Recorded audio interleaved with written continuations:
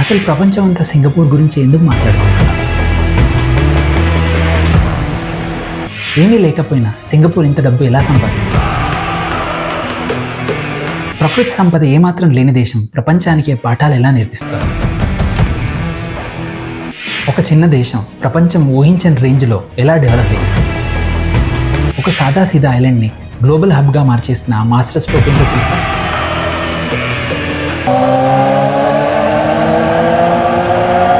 Singapore తన ప్రజల రోజువారీ జీవితాన్ని ఇంత పక్కగా ఎలా ప్లాన్ చేస్తారు?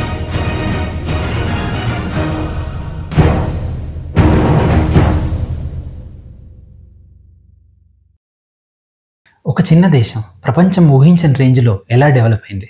దాదాపుగా న్యాచురల్ రిసోర్సెస్ లేని ఒక దేశం ప్రపంచంలోనే అత్యంత ఎఫిషియెంట్, సేఫెస్ట్గా మరియు మోస్ట్ అడ్మైరబుల్ ప్లేసెస్లో ఒకటిగా ఎలా మారింది? సింగపూర్ గురించి ఫ్యాసినేటింగ్ విషయం ఏంటంటే, మిగతా వెస్ట్రన్ కంట్రీస్తో కంపేర్ చేస్తే ఇది మనకు కల్చరల్ వైజ్గా చాలా దగ్గరగా కనిపిస్తుంది. కానీ ఇన్ఫ్రాస్ట్రక్చర్, డిసిప్లిన్, ఎగ్జిక్యూషన్, సిస్టమ్ విషయానికి వస్తే ఇది ప్రపంచంలోనే ఫస్ట్ వరల్డ్ కంట్రీస్తో కంపీట్ చేస్తుంది. పగలు ట్రాఫిక్ కోసం ఉపయోగించే సాధారణ రోడ్లు రాత్రికి ఫార్ములా 1 రేస్కి ట్రాక్గా వాడే దేశం. పబ్లిక్ హౌసింగ్ని కేవలం స్పేస్ సొల్యూషన్గా కాకుండా మల్టీ కల్చరల్ హార్మోనీ మోడల్గా మార్చిన దేశం. స్ట్రీట్ ఫుడ్ స్టాల్స్ తొలగించకుండా హాకర్ సెంటర్స్ని ప్రపంచమే అడ్మైర్ చేసే సిస్టమ్గా మార్చేసిన దేశం. సింగపూర్ కేవలం డెవలప్డ్ కంట్రీ మాత్రమే కాదు, ఇట్ ఈస్ డిజైన్డ్ కంట్రీ. ప్రకృతి సంపద ఏమాత్రం లేని దేశం ప్రపంచానికి పాఠాలు ఎలా నేర్పిస్తోంది? 1960 సంవత్సరంలో దక్షిణ ఏషియాలో ఒక చిన్న దీవి మాత్రం తన స్థానం కోసం పోరాడుతోంది. వరల్డ్ మ్యాప్లో ఒక చిన్న పాయింట్ల బిందువులా కనిపించే ఐలాండ్. అక్కడి ప్రజల జీవితం చాలా దారుణం. ఆకలి సావులు, రోగాలు, మురికివాడలు, నిరుద్యోగం, ఘర్షణలు, రాజకీయ అస్థిరత, ప్రజల్లో భయం, అనిశ్చితి. ఇదే అప్పటి సింగపూర్ అంటే. 1963 సంవత్సరంలో మలేషియాలో భాగంగా చేరిన తర్వాత కూడా పరిస్థితులు పెద్దగా బాగుపడలేదు. దాంతో 1965 సంవత్సరంలో అక్కడి నుంచి విడిపోయింది. అదే సంవత్సరం ఆగస్ట్ 9న సింగపూర్కి స్వాతంత్రం వచ్చింది. కానీ ఆ స్వాతంత్రం ఒక సెలబ్రేషన్లా లేదు, అది ఒక సర్వైవల్ కోసం చేసే ప్రయత్నంలా ఉంది. న్యాచురల్ రిసోర్సెస్ విషయానికి వస్తే నీళ్లు లేవు, ఆయిల్ లేదు, ఖనిజ సంపద లేదు, పంట భూములు పెద్దగా లేవు. ఒక దేశం నిలబడడానికి అవసరమైన న్యాచురల్ ఫౌండేషనే లేదు. ఆ దేశం సర్వైవ్ అవ్వడం చాలా కష్టం అనేది అందరికీ అర్థమైపోయింది. సింగపూర్ గురించి తెలుసుకునే ముందు ఒక ఇంట్రెస్టింగ్ విషయం. ఆ దేశం పేరు వెనుక సాంస్క్రిట్ మూలాలున్నాయి. సింహ అంటే లయన్, పుర అంటే సిటీ. ఈ రెండు కలిసి సింహపురగా తర్వాత సింగపూర్గా మారాయి. కొన్ని వందల ఏళ్ల క్రితం శ్రీ విజయ్ ఎంపైర్కి చెందిన ఒక ప్రిన్స్ ఈ ఐలాండ్కి వచ్చినప్పుడు అతనికి సింహం లాంటి ఒక జంతువు కనిపించడంతో ఈ పేరు పెట్టాడట. అప్పట్లో సౌత్ ఈస్ట్ ఏషియాలో హిందూ, బౌద్ధ రాజుల పాలన ఉండడం వల్ల మన భాషా ప్రభావం అక్కడ బాగా ఉండేది. అందుకే ఇప్పటి వాళ్ళ లోకల్ మలై లాంగ్వేజ్లో రాజు, నగరం, స్వర్గం లాంటి మాటలు వినిపిస్తాయి. సింగపూర్కి చిహ్నమైన మెర్లైన్ తల సింహపురం ఇండికేట్ చేస్తే దాని శరీరం చేప అంటే ఫిషర్ విలేజ్గా దాని ఒరిజిన్ ఇండికేట్ చేస్తుంది. చాలామందికి ఒక డౌట్ ఉంటుంది, సింగపూర్ అనేది ఒక సిటీనా లేదా ఒక దేశం? నిజానికి ఇది ఒక సిటీ స్టేట్. ఇది ఒక ఇండిపెండెంట్ కంట్రీ. దీనికి సొంత గవర్నమెంటు, కరెన్సీ, మిలిటరీ మరియు పాస్పోర్ట్ ఉన్నాయి. ప్రపంచంలో దేశంగా మరియు సిటీగా పిలువబడే అతి కొద్ది ప్లేసెస్లో సింగపూర్ కూడా ఒకటి. అందుకే దీనికి సపరేట్ క్యాపిటల్ ఏమీ ఉండదు. సింగపూర్ దేశానికి రాజధాని సింగపూరే. ఒక సాదా సీదా ఐలాండ్ని గ్లోబల్ హబ్గా మార్చేసిన ఆ మాస్టర్ స్ట్రోక్ ఏంటో తెలుసా? సింగపూర్ ఎకానమీ స్టోరీ ఒక రేంజ్లో ఎలా డెవలప్ అయ్యారు. Will come back to the story. ఇలాంటి స్థితిలో ఉన్న దేశం యొక్క స్టోరీని మార్చడానికి ఒక నాయకుడు ముందుకొచ్చాడు. ఆయనే మొదటి PM Lee Kuan Yew. Founding father of the nation కూడా ఆయన్ని పిలుస్తారు. I'm calculating in terms of the next generation, in terms of the next 100 years, in terms of eternity, and believe you me, the next 1000 years we will be here. I won't be here, but people like me and like my friends here tonight will be here. Recognizable, identifiable. మొదట చుట్టుపక్కల ఉన్న south east దేశాలతో కలిసి ASEAN అనే గ్రూప్ను ఏర్పాటు చేసుకున్నారు. ఈ దేశాలన్నీ ఒకరికొకరు తోడుగా ఉంటూ ఆ ప్రాంతాల్లో గొడవ లేకుండా ప్రశాంతతను కాపాడడానికి హెల్ప్ చేస్తాయన్నమాట. ఆయన లీడర్షిప్ తీసుకున్నాక ఒక స్ట్రాంగ్ విజన్తో సింగపూర్ ఎకానమీని స్ట్రాంగ్ చేయడం మొదలుపెట్టారు. ఆయన విజన్ చాలా సింపుల్. బిజినెస్ చేయడానికి ప్రపంచాన్ని మన దేశానికి రప్పిద్దాం. ముందుగా ఫారిన్ ఇన్వెస్ట్మెంట్స్ మీద ఫోకస్ పెట్టారు. పెద్ద పెద్ద MNCలని, గ్లోబల్ మ్యానుఫ్యాక్చరర్స్ని ఇన్వైట్ చేశారు. మీరు ఫ్యాక్టరీలు పెట్టుకోవాలనుకున్నా, ఆఫీసులు కట్టుకోవాలనుకున్నా సింగపూర్ కన్నా బెస్ట్ ప్లేస్ లేదు అని గట్టిగా ప్రమోట్ చేశారు. పెట్టుబడులు రావాలంటే ముందు అడ్డంకులు ఉండకూడదు కదా, అందుకే ట్యాక్స్ సిస్టమ్ని చాలా ఈజీ చేశారు. కొన్ని ఇండస్ట్రీస్కి అయితే అసలు ట్యాక్సే లేకుండా 0 ఇన్సెంటివ్స్ ఇచ్చారు. కొత్తగా బిజినెస్ పెట్టాలంటే గంటల మీద ప్రాసెస్ అయిపోయేలా స్ట్రీమ్ లైన్ చేశారు. ఇది అసలైన గేమ్ చేంజర్. కరప్షన్కి no chance, corruption crack down. Permissions ఇచ్చే దగ్గర అంటే ఎక్కడైతే పర్మిషన్స్ ఇస్తారో అక్కడ అండర్ ద టేబుల్ వ్యవహారాలు ఆపేశారు. ఆ కల్చర్ని పూర్తిగా తీసిపారేశారు. రూల్స్ని చాలా స్ట్రిక్ట్గా అమలు చేశారు. అవినీతి జరగకూడదని తెలివైన వాళ్ళు ప్రభుత్వంలో పనిచేయాలని సింగపూర్ తన అధికారులకు ప్రపంచంలోనే అత్యధిక జీతాలు ఇస్తుంది. సిస్టమ్ పనిచేయాలి, వ్యక్తులు కాదు అనే మైండ్ సెట్ని అందరిలో తీసుకొచ్చారు. దీనివల్ల ఇన్వెస్టర్స్కి ఒక నమ్మకం వచ్చేసింది. ఇన్వెస్టర్లో ఫుల్ కాన్ఫిడెన్స్ రావడం వల్ల సింగపూర్లో బిజినెస్ చేయడం సేఫ్ అనే టాక్ వరల్డ్లో వచ్చేసింది. ఈ దెబ్బతో నో లుకింగ్ బ్యాక్ అనమాట. అప్పటి నుంచి నాన్ స్టాప్గా ఎంఎన్సీలు, ఫ్యాక్టరీలు క్యూ కట్టాయి. దీనికి తోడు తమకున్న పోర్ట్స్ని ఒక రేంజ్లో అప్గ్రేడ్ చేశారు. షిప్స్ వచ్చి వెళ్ళడానికి కెపాసిటీ పెంచారు. మెల్లగా సింగపూర్ ఒక స్ట్రాంగ్ గ్లోబల్ ట్రేడ్ హబ్గా మారిపోయింది. కొన్నాళ్ళ తర్వాత స్ట్రాటజీ మార్చారు. చిన్న చిన్న వస్తువులు తయారు చేయడం ఆపేసి హై వాల్యూ సెక్టర్స్ మీద ఫోకస్ పెట్టారు. ఎలక్ట్రానిక్స్, ఫైనాన్స్, లాజిస్టిక్స్, పెట్రోకెమికల్స్ ఇవే సింగపూర్ ఎకానమీకి మెయిన్ పిల్లర్స్ అయ్యాయి. సింగపూర్ ఒక గ్లోబల్ వాల్యూ క్రియేషన్ హబ్గా మారిపోయింది. స్టడీ గ్రోత్తో విపరీతమైన పెట్టుబడులు, అందరికీ ఉద్యోగాలు. వెరసి సింగపూర్ అంటే ఇప్పుడు ప్రపంచానికి ఒక బెస్ట్ ఎగ్జాంపుల్ అన్నమాట. సింగపూర్ తన ప్రజల్ని అసలైన ఆస్తిగా ఎలా మార్చుకుంది? సింగపూర్ సీక్రెట్ ఏంటంటే ఆ దేశం మనుషులే ఆ దేశపు ఆస్తి. ఒక దేశానికి న్యాచురల్ వెల్త్ అయిన ఖనిజాలు, నీళ్లు, ఫార్మింగ్ లేకపోతే అక్కడున్న మనుషుల టాలెంట్ మీదే ఆధారపడాల్సి వస్తుంది. సింగపూర్ ఈ విషయాన్ని చాలా త్వరగా అర్థం చేసుకుంది. అందుకే వాళ్ళు ఎడ్యుకేషన్ని కేవలం ఒక పర్సనల్ మైల్ స్టోన్లా కాకుండా నేషనల్ ఇన్ఫ్రాస్ట్రక్చర్గా మార్చారు. చాలా చోట్ల చదువు అంటే ఒక ఫ్యామిలీ గోల్, ఒక స్టేటస్ సింబల్ లేదా ఒక లైఫ్ సెటిల్ అయ్యే మార్గం. కానీ సింగపూర్లో అది వాళ్ళకి సర్వైవల్ సిస్టంలో భాగం అయింది. దేశానికి రిసోర్స్ లేనప్పుడు ప్రజల దగ్గర వరల్డ్ క్లాస్ స్కిల్స్ ఉండాలి. అందుకే అక్కడ ఎడ్యుకేషన్ స్టాండర్డ్స్ అంత స్ట్రాంగ్గా మారాయి. ఎడ్యుకేషన్ అంటే కేవలం మార్కులు కాదు, హై స్టాండర్డ్స్ ఎడ్యుకేషన్ ప్రొవైడ్ చేయడం వల్ల అక్కడ పబ్లిక్ ఎడ్యుకేషన్ మీద జనాల్లో విపరీతమైన నమ్మకం పెరిగిపోయింది. అందుకే వాళ్ళ దృష్టిలో లెర్నింగ్ అంటే కేవలం మార్కులు లేదా జీపీఎస్ స్కోర్ కాదు, ఎంప్లాయబిలిటీ. వాళ్ళ గోల్ కేవలం గ్రాడ్యుయేట్స్ తయారు చేయడం కాదు, హై వాల్యూ ఎకానమీకి కాంట్రిబ్యూట్ చేయగల టాలెంటెడ్ పీపుల్ని తయారు చేయడం అనమాట. అందుకే సింగపూర్ ప్రపంచం నలుమూల నుంచి స్టూడెంట్స్ని, స్కిల్ ప్రొఫెషనల్స్ని అట్రాక్ట్ చేస్తూ గ్లోబల్ టాలెంట్ హబ్గా మారింది. ఇది కేవలం స్టూడెంట్స్ని అట్రాక్ట్ చేయడమే కాదు, ఇన్వెస్టర్స్ కూడా ఒక స్ట్రాంగ్ సిగ్నల్ ఇచ్చింది. ఎందుకంటే సింగపూర్లో స్కిల్డ్ వర్క్ ఫోర్స్ రెడీగా ఉండడం వల్ల కంపెనీస్కి ఈ ప్రాసెస్ ఈజీ అయిపోయింది. ఎడ్యుకేషన్ సిస్టమ్ అనేది దేశానికి ఒక పెద్ద గేమ్ చేంజర్లా తయారైంది. ఇది కేవలం ఒక స్మార్ట్ మూవ్ మాత్రమే కాదు, ఇది ఒక పెద్ద లీప్ అనమాట. ముందు లేబర్ బేస్ నుంచి స్కిల్ బేస్కి మారడం, అక్కడి నుంచి స్మార్ట్ స్కిల్ ఎకానమీకి మారడం. దీంతో సింగపూర్ కేవలం ఎడ్యుకేషన్ హబ్గా మాత్రమే కాదు, టాలెంట్ ప్లస్ ఇన్వెస్ట్మెంట్ హబ్గా కూడా మారిపోయింది. ఏమీ లేకపోయినా సింగపూర్ ఇంత డబ్బు ఎలా సంపాదిస్తుంది? ఈ విషయంలో సింగపూర్ నిజంగా ఇంప్రెసివ్గా అనిపిస్తుంది. ఎందుకంటే న్యాచురల్ వెల్త్ లేని దేశం ఇంత రిచ్గా ఎలా మారింది? సమాధానం చాలా సింపుల్. సింగపూర్ తను తానుగా ప్రపంచానికి యూస్ఫుల్గా మార్చుకొని తనకంటూ ఒక వాల్యూని క్రియేట్ చేసుకుంది. భూమి కింద ఉండే వనరుల కంటే భూమి మీద మనం ఏం బిల్డ్ చేస్తామనే టాపిక్పై ఫోకస్ పెట్టింది. ట్రస్ట్, ఎఫిషియన్సీ, కనెక్టివిటీ, ప్రెసిషన్ వీటన్నిటిని ఒక సిస్టంలా బిల్డ్ చేసింది. మనం సింగపూర్ అంటే కేవలం టూరిజం సిటీనో లేదా లగ్జరీ డెస్టినేషన్ అనుకుంటాం. నిజానికి ఇది మోడర్న్ వరల్డ్ నడిపించే ఒక ఎకానమిక్ హబ్. ఇక్కడ ఉన్న మెయిన్ సెక్టర్ చూస్తే మైండ్ బ్లాక్ అయిపోతుంది. Advance manufacturing, electronics, semiconductors, aerospace components, precision engineering, financial services, fintech, biomedical sciences, pharmaceutical manufacturing, digital technology, logistics, shipping, air cargo, petrochemicals, oil refining. ఇదంతా అనుకోకుండా జరిగిన accidental development కాదు, global మార్కెట్లో తను తానుగా తెలివిగా ఒక ప్లేస్ని ఏర్పరచుకున్న ఒక స్ట్రాటజీ అనమాట. సింపుల్గా చెప్పాలంటే సింగపూర్ తన దగ్గర లేని వాటిని ఇంపోర్ట్ చేసుకుంటుంది, దానికి టాలెంట్తో ఒక వాల్యూ యాడ్ని చేస్తుంది, మళ్ళీ ప్రపంచానికి ఎక్స్పోర్ట్ చేస్తుంది.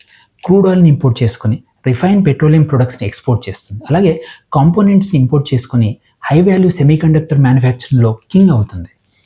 ప్రపంచంలోనే అత్యంత ట్రస్టెడ్ ఫైనాన్షియల్ ఈకోసిస్టమ్గా తనకంటూ ఒక స్థానాన్ని బిల్డ్ చేసుకుంటుంది. సింగపూర్ అందరిలాగా భూమిలో ఉన్న వెల్త్ని తవ్వి రిచ్ అవ్వలేదు, ప్రపంచం మొత్తం డిపెండ్ అయ్యే సిస్టమ్స్ బిల్డ్ చేసి రిచ్ అయింది. సింగపూర్ తన ప్రజల రోజువారీ జీవితాన్ని ఇంత పక్కగా ఎలా ప్లాన్ చేసింది, ఈ దేశం డబ్బుని ఎలా సంపాదిస్తుంది అన్నది కాసేపు పక్కన పెడితే, సింగపూర్ని నిజంగా ఇంట్రెస్టింగ్గా మార్చే ఫ్యాక్ట్ ఏంటంటే ప్రజల ఎవ్రీడే లైఫ్ని ఎంత ఈజీగా, స్టేబుల్గా మార్చింది అన్నదే అసలైన విషయం. హౌసింగ్ అనగానే మనం అందరం ఏమనుకుంటాం? ఒక రియల్ ఎస్టేట్ బిజినెస్ అనుకుంటాం. కానీ సింగపూర్లో అది కేవలం బిజినెస్ కాదు, అన్ని కమ్యూనిటీలను జోడించే ఒక కీ ఏరియా అనమాట. స్వతంత్రం వచ్చిన కొత్తలో సింగపూర్లో ఒక పెద్ద తలనొప్పి ఉండేది. ప్రజలు ఒకే దేశంలో ఉన్న ఎవరికి వారు విడివిడిగా డిఫరెంట్ పాకెట్స్లో ఉండేవాళ్ళు. చైనీస్ కమ్యూనిటీ ఒక చోట, మాలే కమ్యూనిటీ ఒక చోట, ఇండియన్ కమ్యూనిటీ ఒక చోట, ఇలా ముక్కలుగా అయిన సొసైటీలో యూనిటీ, ఇంటిగ్రేషన్ ఎక్కడ ఉంటాయి?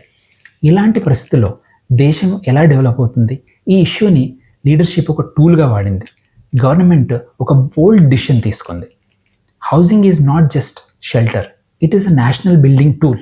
గవర్నమెంట్ భారీ స్థాయిలో పబ్లిక్ హౌసింగ్ ప్రాజెక్ట్స్ మొదలుపెట్టింది. కానీ అక్కడే అసలు ట్విస్ట్ ఉంది. కేవలం ఇల్లు కట్టడం మాత్రమే కాదు, ప్రతి బిల్డింగ్లో అన్ని కమ్యూనిటీ వాళ్ళు కలిసి ఉండాలి. పర్సంటేజ్ వైజ్ అలాట్మెంట్స్ చేశారు.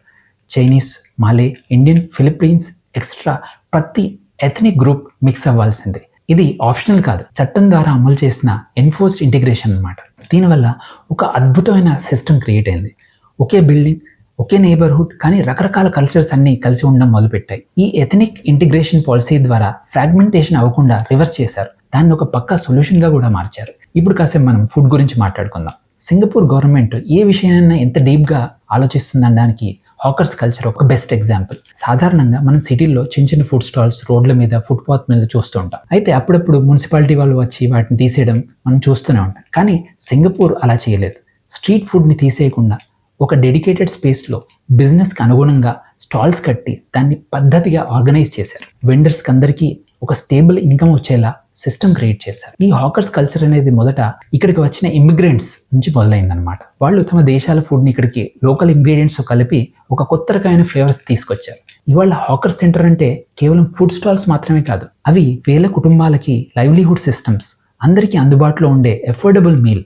ఒక రకంగా చెప్పాలంటే అనేక మందికి ఇదొక సర్వైవల్ సోర్స్ అన్నమాట. అంతేకాకుండా ఇవి ఇప్పుడు మల్టీ కల్చరల్ కమ్యూనిటీ స్పేస్గా మారిపోయాయి. అక్కడ హిస్టరీ ఉంటుంది, కల్చర్ ఉంటుంది, అందరూ కలిసి కూర్చుని కబుర్లు చెప్పుకునే ఒక సోషల్ లైఫ్ ఉంటుంది. అందుకే ఇది కేవలం సిటీ ప్లానింగ్ కాదు, ఇదొక కల్చరల్ సిస్టమ్ డిజైన్ అన్నమాట. ఇంకో ఇంట్రెస్టింగ్ విషయం ఏంటంటే సింగపూర్లో వయసు పెరిగినంత మాత్రాన సీనియర్ సిటిజన్స్ని ఇంట్లో కూర్చొని చెప్పరు.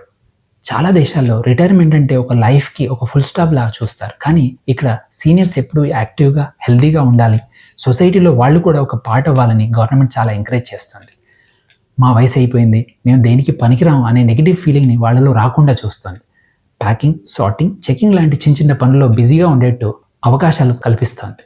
దీనివల్ల తాము కూడా అందరితో కలిసి పనిచేస్తున్నాం, సమాజానికి ఉపయోగపడుతున్నాం అనే గట్టి నమ్మకం వాళ్ళలో కలుగుతుంది. యాక్టివ్ ఏజింగ్కి సింగపూర్ ఒక బెస్ట్ ఎగ్జాంపుల్. సింగపూర్ రోడ్ల మీద మీకు ఎక్కడ బెగ్గర్స్ లేదా ఇల్లు లేని వాళ్ళు కనిపించరు. ఇది చూడ్డానికి ఒక మిరకల్లా కనిపిస్తుంది.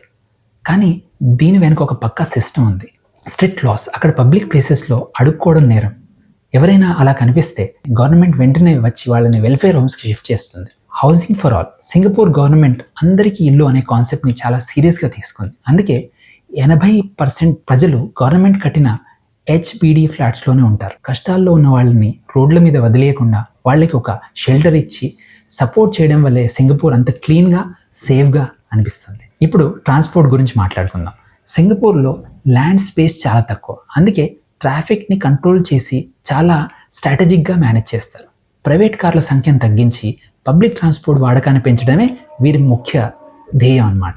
అయితే ఇక్కడ కారు కొనడం అంత ఈజీ కాదు. కారు ఉండాలంటే ముందు COE అంటే సర్టిఫికేషన్ ఆఫ్ ఎంటైటిల్మెంట్ తీసుకోవాలి. ఇది ఒక బిడ్డింగ్ సిస్టమ్ ద్వారా ఇస్తారు. ఈ COE పీరియడ్ సాధారణంగా 10 ఏళ్లే ఉంటుంది. కొన్నిసార్లు ఈ సర్టిఫికేట్ ధర కారు ధర కంటే కూడా ఎక్కువగా ఉంటుంది. దీని పర్పస్ చాలా సింపుల్. రోడ్ల మీద రద్దీని తగ్గించడం, ట్రాఫిక్ని కంట్రోల్లో ఉంచడం మరియు పబ్లిక్ ట్రాన్స్పోర్ట్ని ప్రయారిటీ చేయడం. ఇక్కడి ట్రాన్స్పోర్ట్ సిస్టమ్ ప్రపంచానికి ఒక రోల్ మోడల్. కనెక్టివిటీ ఎంత బాగుంటుందంటే మీరు సిటీలో ఏ మూలకు వెళ్ళాలనుకున్నా మెట్రో, బస్సెస్ లేదా ట్యాక్సీ ద్వారా చాలా ఈజీగా వెళ్ళిపోవచ్చు. ఇక్కడ వాకింగ్ మరియు సైక్లింగ్ని యాక్టివ్గా ఎంకరేజ్ చేస్తారు.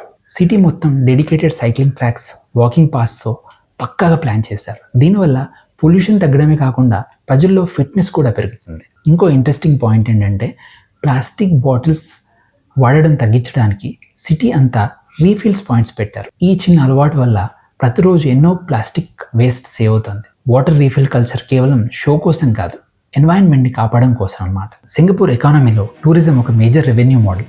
ఇక్కడ అట్రాక్షన్స్ అన్ని వరల్డ్ క్లాస్గా ఉంటాయి. సీ ఎక్వేరియం ఏదైతే ఉందో అది ప్రపంచంలోని అత్యుత్తమైన ఎక్వేరియంలో ఒకటి. బర్డ్స్ పార్క్, యూనివర్సల్ స్టూడియోస్ ఇవి కేవలం ఎంటర్టైన్మెంట్ స్పాట్స్ మాత్రమే కాదు, ప్రపంచాన్ని అట్రాక్ట్ చేసే economy engines. Marina Bay, Gardens by the Bay, Jewel Changi, Sentosa island, ఇవన్నీ చూస్తే ఈ సిటీ ఎంత ఇంటర్నేషనల్గా డిజైన్ చేశారో మనకు స్పష్టంగా అర్థమవుతుంది. ఇది ఒక పక్కా ప్లానింగ్తో సృష్టించిన ఒక అద్భుతం.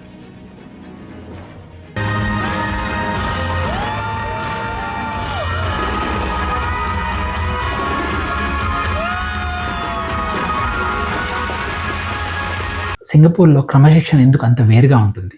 సింగపూర్కి వెళ్ళిన వాళ్ళు ఫస్ట్ నోటీస్ చేసే విషయం ఏంటంటే అక్కడ పబ్లిక్ లైఫ్ చాలా కంట్రోల్డ్గా, సిస్టమేటిక్గా ఉంటుంది. సిటీ ఎప్పుడు క్లీన్గా, ప్రశాంతంగా, ఆర్గనైజ్గా కనిపిస్తుంది. మనకి అక్కడ ఇక్కడ గందరగోళం, కియాస్ కనిపించదు. సింగపూర్ ప్రజల ప్రవర్తన అంటే సివిక్ బిహేవియర్ చాలా సీరియస్గా తీసుకుంటారు. రూల్స్ వాటిని స్ట్రిక్ట్గా అమలు చేయడం మరియు ఫైన్స్ ఇవన్నీ కలిసి ఒక సిస్టంలా పనిచేస్తాయి. అందుకే సిటీని ఫైన్ సిటీ అంటారు. ఇక్కడ ఫైన్ కల్చర్ అనేది చాలా కీలకమైన రోల్ ప్లే చేస్తుంది. ఉదాహరణకి పబ్లిక్ ట్రాన్స్పోర్ట్లో ఫుడ్ తింటే ఫైన్, చూయింగ్ గమ్ వాడితే ఫైన్, రోడ్డు ఎక్కడ పడితే అక్కడ దాటితే ఫైన్, చెత్త వేసినా, రెస్ట్రిక్టెడ్ ఏరియాలో స్మోకింగ్ చేసినా భారీగా ఫైన్స్ ఉంటాయి. ఈ రూల్స్ కేవలం పేపర్ మీద ఉన్న రూల్స్ మాత్రమే కాదు, క్లీన్లీనెస్ని మరియు డిసిప్లిన్ని డైలీ లైఫ్లో భాగంగా చేసే ఒక సిస్టమ్. దీనివల్ల పబ్లిక్ ఆర్డర్ ఎప్పుడూ మెయింటైన్ అవుతూ ఉంటుంది. ప్రజల బిహేవియర్ కూడా మెల్లగా మారుతుంది. పాలసీలు తయారు చేయడం ఒక ఎత్తు అయితే దాన్ని ఒక పక్కా సిస్టమేటిక్గా ఇంప్లిమెంట్ చేయడం మరొక ఎత్తు. అందుకే ఇక్కడ రోడ్లు క్లీన్గా ఉంటాయి, క్లట్టర్ అస్సలు ఉండదు, సిటీ వైబ్ మొత్తం పాజిటివ్గా ఉంటుంది. అందుకే సింగపూర్ ప్రపంచంలోనే అత్యంత సేఫ్ అర్బన్ ఎన్వైరన్మెంట్స్లో ఒకటి. సేఫ్టీ అంటే కేవలం క్రైమ్ లేకపోవడం మాత్రమే కాదు, మనం ఎక్కడికి వెళ్ళినా ఎప్పుడైనా చాలా ఫ్రీగా, ధైర్యంగా వెళ్ళగలం. సింగపూర్లో సేఫ్టీ ఏ లెవెల్లో ఉంటుందంటే మీరు కనుక ఏదైనా రెస్టారెంట్లోనో, పార్క్లోనో మీ వాలెట్ లేదా ఫోన్ మర్చిపోతే మళ్ళీ 2 గంటల తర్వాత వచ్చినా అది అక్కడే ఉంటుంది. దాన్ని ఎవరు ముట్టుకోరు. దీని మెయిన్ రీజన్ సీసీటీవీస్. సింగపూర్ మొత్తం కెమెరాల నిఘాలో ఉంటుంది. ఎక్కడ ఏ చిన్న తప్పు జరిగినా నిమిషాల్లో పోలీసులు కనిపెట్టగలరు. కేవలం రూల్స్ భయం మాత్రమే కాదు, అక్కడ ప్రజల డిసిప్లిన్ కూడా ఈ సేఫ్టీకి ఒక కారణం. అందుకే సింగపూర్ని ప్రపంచంలోనే one of the safest country అని పిలుస్తారు. ఒక్కసారి ఆలోచించండి, ఎప్పుడైనా ఇంత క్లీన్గా, సేఫ్గా, అన్ని సిస్టమ్స్ ఇంత డిసిప్లిన్గా వర్క్ చేసే సిటీని మీరు చూసారా? కామెంట్స్లో పెట్టండి. సింగపూర్ కేవలం చూడ్డానికి ఆర్గనైజ్గా కనిపించదు, అక్కడికి వెళ్తే తప్పకుండా అది మనకు ఫీల్ అవుతుంది. అక్కడ రోడ్లు నీట్గా మెయింటైన్ అవుతాయి, గాలి చాలా ఫ్రెష్గా ఉంటుంది, పొల్యూషన్ అస్సలు కనిపించదు, పబ్లిక్ స్పేసెస్ అన్ని వాడుకోవడానికి వీలుగా ఉంటాయి. సిటీలో ఎక్కడికైనా వెళ్ళడం చాలా ఈజీ. దీనివల్ల జనాల్లో ఒక పాజిటివ్ మైండ్ సెట్ క్రియేట్ అవుతుంది. ఆ ఎన్వైరన్మెంట్లో మనం ఎక్కడికి వెళ్ళినా ట్రస్ట్ న్యాచురల్లీ బిల్డ్ అవుతుంది. అది మెల్లగా మన డైలీ లైఫ్ క్వాలిటీని మార్చేస్తుంది. ఇన్ని మంచి విషయాలు మాట్లాడుకున్నప్పుడు లిమిటేషన్స్ కూడా చూద్దాం. వెదర్ అక్కడ చాలా ఉక్కపోత, హ్యూమిడిటీ చాలా ఎక్కువగా ఉంటుంది, సూర్యుడు చాలా హార్ష్గా ఉంటాడు. కాస్ట్ ఆఫ్ లివింగ్, సింగపూర్లో బతకడం చాలా ఖర్చుతో కూడుకున్న పని. ఇక్కడ లివింగ్ కాస్ట్ చాలా హై. ఇక్కడ సెటిల్ అవ్వాలంటే పర్మనెంట్ రెసిడెన్సీ పిఆర్ ప్రాసెస్ చాలా స్ట్రిక్ట్గా ఉంటుంది. అంటే సింగపూర్ అవకాశాలు అయితే ఇస్తుంది, కానీ అదే సమయంలో ఒక స్ట్రిక్ట్ ఎంట్రీ ఫిల్టర్ కూడా ఉంటుంది. ఆ సిస్టమ్కి సరిపోయే వాళ్ళు, అక్కడ రూల్స్కి మ్యాచ్ అయ్యే వాళ్ళు మాత్రమే అక్కడ బతకగలరు. సింగపూర్ తన వేగాన్ని, పద్ధతుల్ని ఎలా బ్యాలెన్స్ చేస్తుంది? సింగపూర్ని ఒక వెల్ రన్ ప్లేస్ అని మాత్రమే అంటే సరిపోదు. అంతకంటే ఇంట్రెస్టింగ్ విషయం ఏంటంటే ఎన్నో దేశాల మనుషులు, సంస్కృతులు కలిసి ఒక డీప్లీ మల్టీ కల్చరల్ ప్లేస్గా ఇది మారిపోయింది.